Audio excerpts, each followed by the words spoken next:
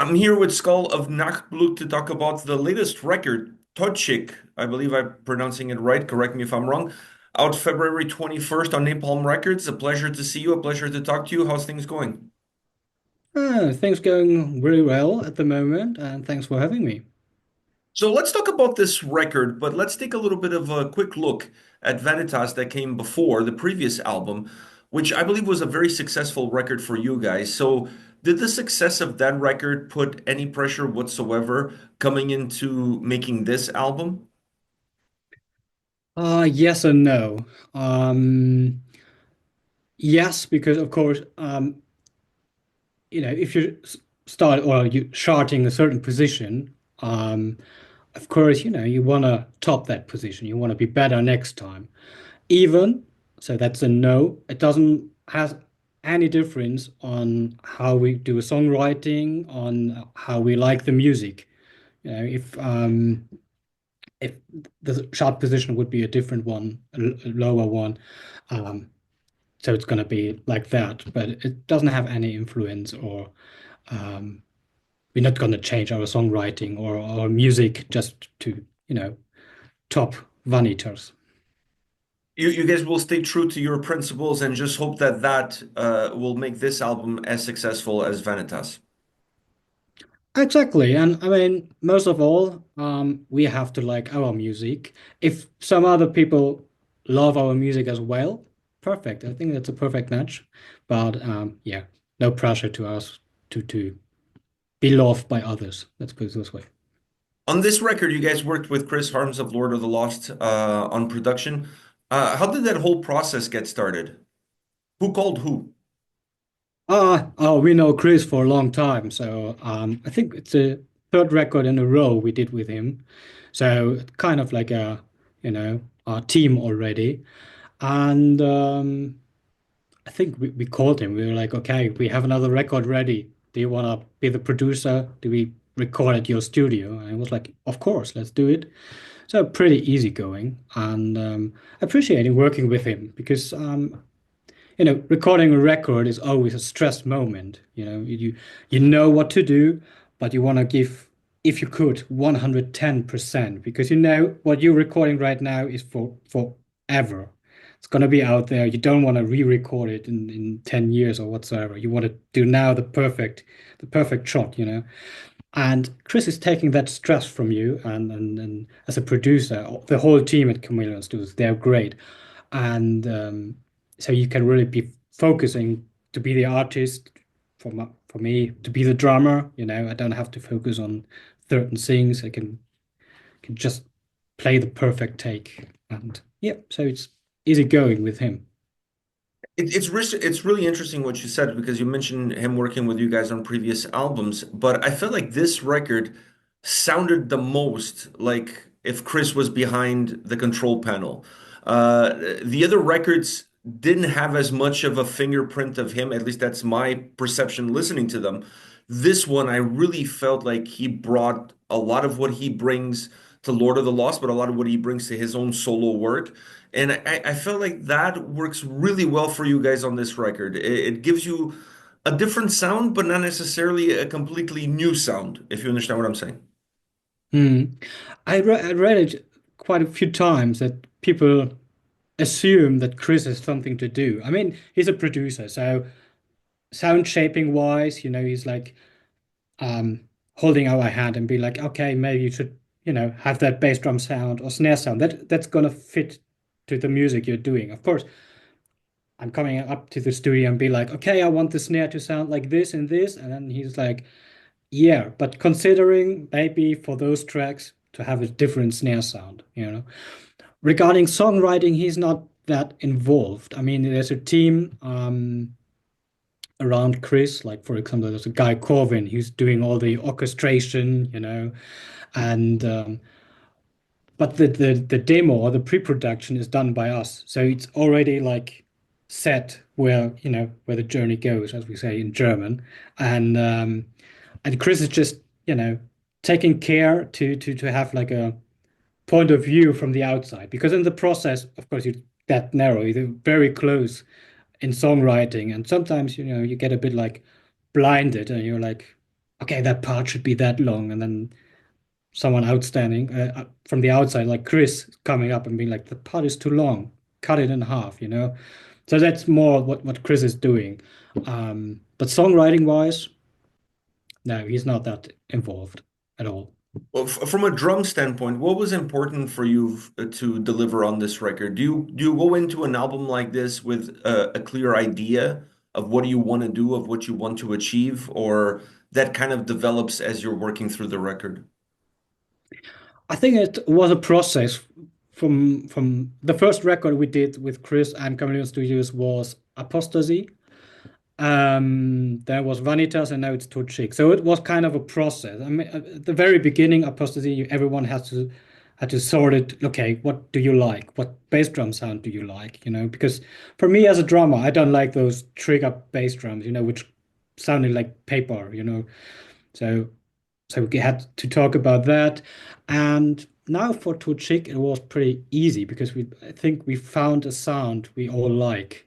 And so there was not that much talking actually. For me, also I'm considering myself as an easy guy. I'm like, as long as the result is, you know, within this frame we put, how you get to that result, it's up to you. Like if you put like 50 mics there, or we're using that snare, or we're using that snare, I don't mind. As long as the result is where it's supposed to be. So, for in your mind, it's more about serving the song, serving the record, than serving your own ego, if you will. Yeah, totally. I mean, there's no time for ego shows. Like, no, a band is a band. It's not one person. And it comes across on the record, it comes across on the songs. I love the orchestrations on this album. I felt like they were not overdone. They were not hiding the guitars. They were not hiding the drums. They were there more as like a layer in order to give some more texture to the songs. And I thought that was really key for how this record sounds overall. You mentioned already about who worked with the orchestrations, but how was it for you guys in terms of what you wanted out of the orchestrations?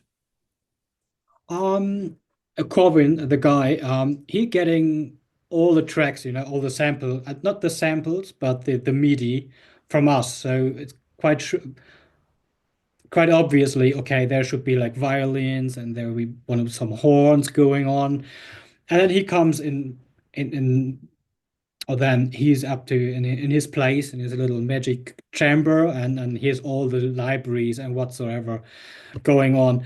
And he's very experienced doing orchestration. So let's put it this way: we present him a bass, you know, a foundation, and then he comes up with like, okay, yeah, you want a violin there, but there should be also like a cello in the back, you know, and or other way around. But and so he's blowing it up to make it even bigger than in our demos. And it worked out amazing. I thought this album had a lot of the qualities that Vanitas had, but it from a production standpoint, from an overall sound standpoint, this to me felt like um, a darker, a better sounding record all around. By the way, and I love the vibe, the gothic rock vibe that the album has. It's something that it's been creeping into this into the music world since last year. Last year, I felt like was Gothic rock year of 2024 with bands like Cemetery Skyline, Unto Others, Tribulation, all releasing albums that had this sort of nuance, that sort of sound. Now you guys come out with this record to start off kind of 2025. Do you feel like there is perhaps a resurgence in this kind of sound and this kind of music? Oh, good question. Maybe. I don't know. I'm doing songwriting or writing songs. I think you're like a sponge, you know. You have all the influences from outside. So obviously, if a lot of songs have like certain facets, I don't know, 80 synthesizers or whatsoever, and you listen a lot to other music and they're more and more appearing in your library. So obviously it comes in handy to also starting using those 80 synthesizers because you're used to that sound and you're like, yeah, I like that one. So maybe that, but it's not a not an active thing. Like, okay, we analyze the music market and being like, okay, there should be more 80 synthesizers now, and oh wait, some other bands doing that. It works for them. Let's do it like this. And no, it's not like this. It comes in naturally. So there are not that many thoughts about it shed. Let's put it this way. When you guys were recording these tracks from a drum standpoint, is there a song that jumps out in your mind that you really enjoyed the drum sound, playing the drums, that it's a track that you perhaps want to play live because of how much you had fun playing it, recording it? I think Code Chick is one of them because I love the groove and the chorus. You know, there's tom groove like we're German, so everyone is expecting like doof, doof, doof, no, or Rammstein, this typical, marching sound. And that one is a bit more rock and roll, I would say. So I enjoyed it. It opened up a bit uh, what I, as a drummer, present within the band. So um, yeah, I think I enjoy that. I'm looking forward to play that more live and have this drum tom groove going on. Yeah. While you guys are now looking at what's going on around you and when it comes to creating your own music, is there somebody right now in the drum world that you feel very inspired by? It's a good question. I mean, there's so many inspiring drummers out there. I'm I'm tending to be more like on the groovy side, you know. I mean, it's incredible what, for example, uh, all the metal drummers can play really fast. You know, you have those black metal, death metal drummers. Technically, I mean, you don't have to talk about it. They blast 200 beats per minute and whatsoever. But I'm tending more to be on the groovy side. So I'm also enjoying not metal drummers. You know, like for example, for me, always inspiration have been like Benny Greb, um, Joost Nickel, who's playing in a funk band called Jan Delay, because they have like dynamics in within the songs. Otherwise, who do I like? I mean, I grew up with Dave Lombardo, for example, which is more like a metal drummer, but obviously also played groovy Joey Jordison. When I was a teenager, there was a lot of Marilyn Manson going on, so I like Ginger Fish. Um, yeah, but there's too much going on. Like, I get it from, everyone can be like an inspiration, I think. When you look at 2025, what plans do you guys have? The album comes out February 21st. What's in store for the band after the album comes out? Um, the release immediately goes hand in hand with a Germany, Austria, Switzerland tour, or tour chick tour. And then we're going to the summer festival season, playing a couple of festivals. And then we're going touring some other grounds. But obviously, I can't spoil right now. It's still secret. So, yeah, but there will be more touring coming. So, It's going to be a we're gonna busy be 2025. there will be a busy 2025, yeah, and I think even 26. Yeah.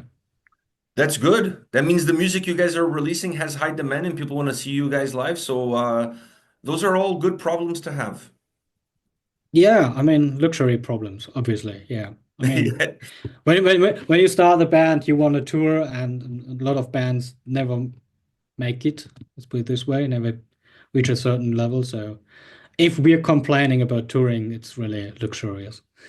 Do you enjoy the touring? Because there is this fantasy about how the touring life is, but then there's the reality of being stuck with a bunch of dudes on a bus or on a van for weeks on end, and that doesn't seem very luxurious to me. So, do you enjoy It touring? isn't. It isn't luxurious.